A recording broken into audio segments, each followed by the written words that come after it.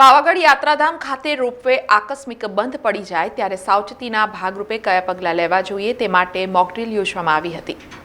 પાવાગઢ યાત્રાધામ ખાતે રોપવે સેવાને પગલે મોકડ્રીલ યોજવામાં આવી હતી, જેમાં યાત્રાળુઓને ડુંગર સુધી પહોંચાડવા સેવા પૂરી પાડતી ઉષા બ્રેકો લિમિટેડ સંચાલિત રોપવે સેવા બુધવારની સાંજે મુસાફરોને બેસાડી ઉપરથી નીચે ઉતરતી હતી। આ દરમિયાન રોપવેના 4 અને 5 નંબરના પોલ પાસે રોપવે આકસ્મિક બંધ પડી જતા 2 ટ્રોલીમાં સવાર મુસાફરોએ બૂમાબૂમ કરતા રોપવે ટીમ, એનડીઆરએફની ટીમ તથા પોલીસ અને જિલ્લા પ્રશાસન, હાલોલ પ્રાંત અને મામલતદાર, પાવાગઢ પોલીસ ટીમો સહિત સ્થાનિક લોકો દોડી આવ્યા હતા, જ્યાં એનડીઆરએફની ટીમે રેસ્ક્યુ કરી રોપવેની 2 ટ્રોલીમાં ફસાયેલા 8 મુસાફરોને આબાદ નીચે ઉતાર્યા હતા। મોકડ્રીલની ઘટનાના દ્રશ્યો જોઈ એક સમયે કોઈ હકીકતમાં દુર્ઘટના સર્જાઈ હોય તેવો માહોલ જોવા મળ્યો હતો।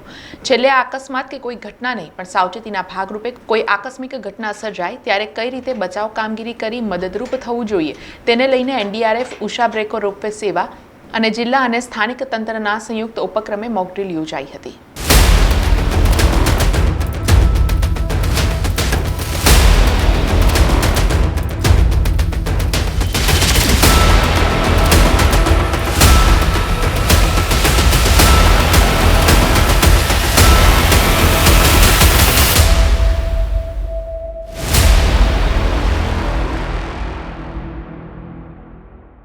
સમાચારોના સતત અપડેટ માટે TNN ન્યૂઝને YouTube પર સબસ્ક્રાઇબ કરી બેલ આઇકોન પ્રેસ કરો અને અમારી સાથે જોડાયેલા રહો Facebook, Instagram અને Twitter ઉપર।